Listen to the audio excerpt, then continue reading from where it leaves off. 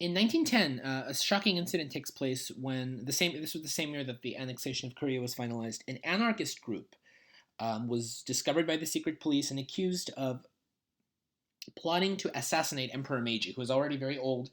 Um, an assassination attempt was uncovered on Emperor Meiji's life, and so all 12 of these anarchists were immediately arrested, tried, and executed by hanging.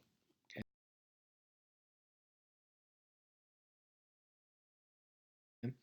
And this was a very big deal because it's the first time in history, really, that a commoner, not, or really anyone, was plotting against the emperor, a divine god. This is a big deal. I mean, we've seen from the beginning of history that no one goes against the imperial family, no matter how strong you are. And it's not just assassinating a prime minister. You try to assassinate the emperor. And Japanese people thought our country's safe, our country's this, we're good. But the fact that anarchists had been active in Japan and were actually plotting an assassination on a god was a big wake-up call for the Japanese.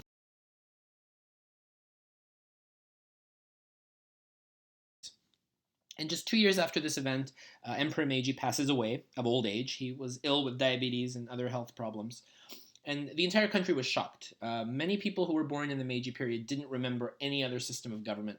They didn't live under any other emperor, any other governmental system. So it was a very, very depressing period for many, many Japanese to deal with the loss of this larger than life, really God, right, for them.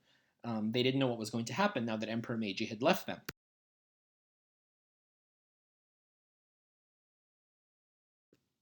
And in fact, General Nogi, he was a war hero of the Russo-Japanese War. He was very well admired in Japan, very powerful politically. Right after Emperor Meiji's funeral procession finished, he commits suicide, ritual suicide, along with his wife. And this wasn't just something that came out of nowhere. This was a custom, an ancient custom that had been actually it was very old, but it had been banned by the Tokugawa regime in 1663. It was a concept where after the death of one's lord, his retainers, his immediate retainers, would follow their lord into death. They would commit suicide because they couldn't fathom living in a world without their lord. Okay, so even though this had been banned since 1663, Nogi's actions really are a throwback to that period.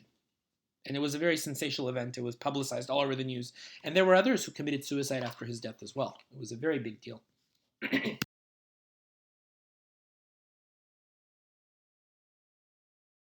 So Emperor Meiji is succeeded to the throne by his son, Emperor Taisho, and that's why we see the end of the Meiji period and the beginning of the Taisho period, 1912 to 1926.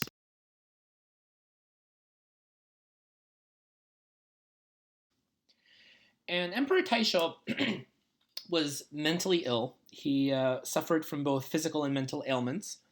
And we believe that this is because of centuries of inbreeding within the imperial family. It all came to a head, and that's why Emperor Taisho was built with several defects.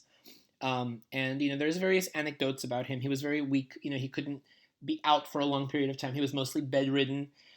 He got very tired very easily, and sometimes he would just gonna go into these manic episodes. For example, one day when he visited the Diet, the Parliament, he instead of reading from his speech, he rolled up his speech into a almost like a telescope. He rolled it up, and when he starts looking at it at the audience, at the representatives and the House of Peers, he looks at everyone through this hole in the paper that he's rolled up.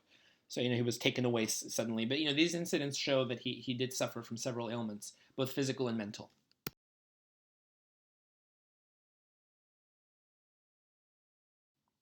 So the period from 1912 to 1926 is known as the Taisho period. Very, very short, only 14 years. And it's really characterized by Emperor Taisho's worsening health.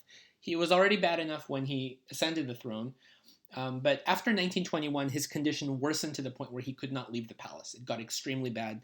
And so the government realized we cannot have someone like this on the throne by himself.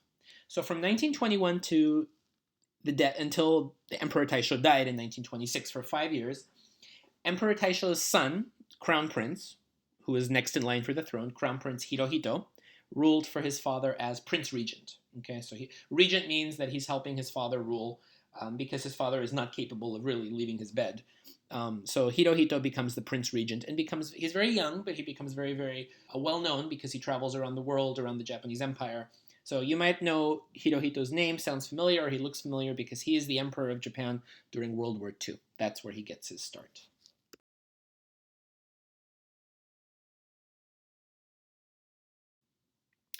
2 years after the Taisho period begins, World War I begins and lasts for 4 years, from 1914 through 1918. A little review of world history, hopefully you remember.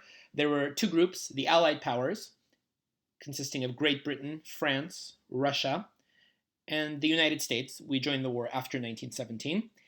And against them are the Central Powers, comprised of Germany, Austria-Hungary, Ottoman Turkey, and Bulgaria. Okay.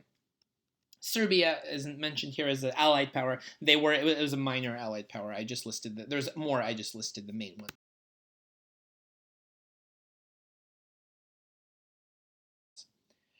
one. Yeah, many other countries joined the allied powers. Italy joins the allies. Greece, Romania, China is also a member of the allied powers. By this time, China has overthrown its monarchy, the Qing dynasty, and for the first time in their history, they are a republic, the Chinese Republic.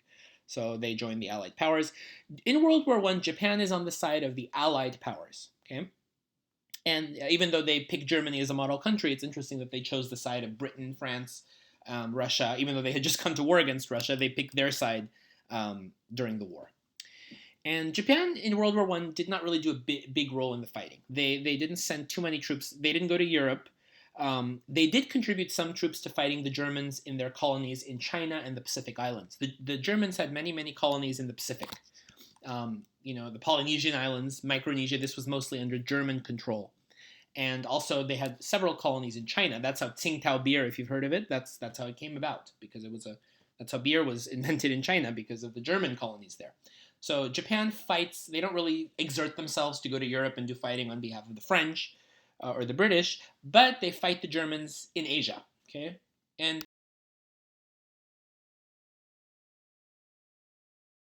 that's one reason why the Japanese probably did not ally with the Germans, even though Germany was their model country.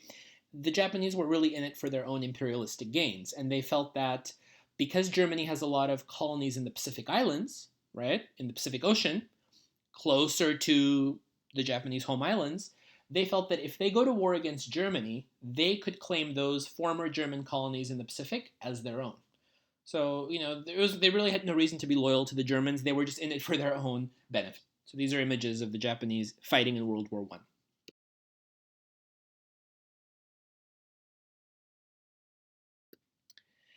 At the very end of World War I, as you might know, there was a civil war in Russia between the monarchy and the communists, the future Soviets, the Bolsheviks.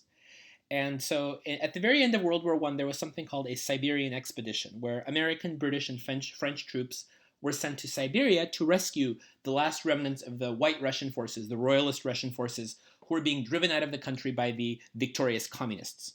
So the Americans, the British, and the French sent troops to rescue these Russian royal troops and take them to safety. The Japanese also contributed to this by sending troops to Vladivostok to rescue these Russians and take them to safety, since the country had been taken over by the communists.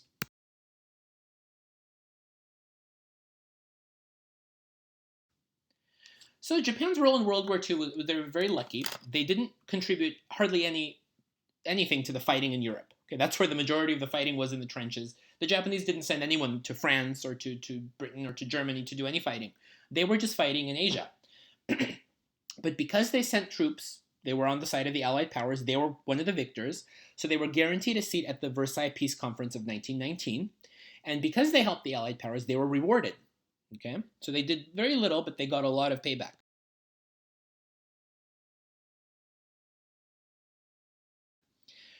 Japan got what it wanted: German colonial possessions in China and German island colonies in the Pacific, like the Mariana Islands, Polynesian Islands, were added to their colony. They were annexed to the Empire of Japan. Okay, and this is why Japan wanted to go to war against Germany, not because they had anything against Germany's mentality or their militaristic philosophy. It was the opposite. They were actually more closely aligned with the policies of the Central Powers than the policies of the Allied powers.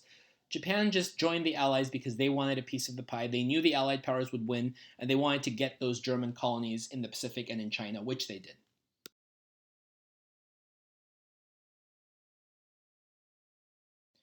And so Japan is now really a world power, okay? And they are controlling vast amounts of territory in the Pacific Ocean.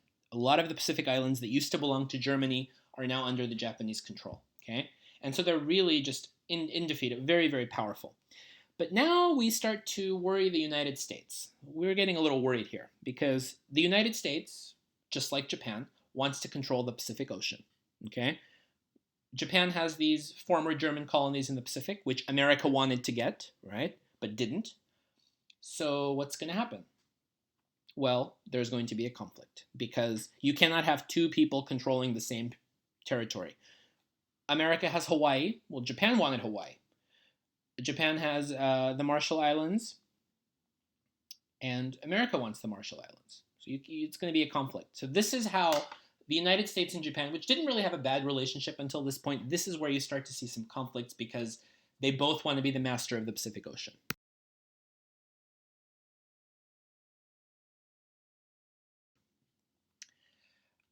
In Asia, in China, Japan controlled Port Arthur, okay, which we from the war with Russia, and they also controlled parts of northern China that the Germans used to have.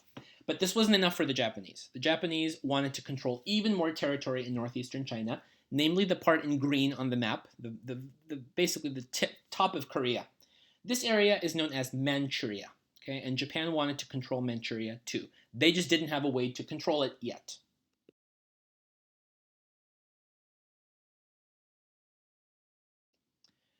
Another achievement Japan got as a result of being in World War I, they were given a seat in the newly established League of Nations, and the League of Nations is the precursor to the United Nations of today. So Japan was given a seat, a permanent seat in the League of Nations.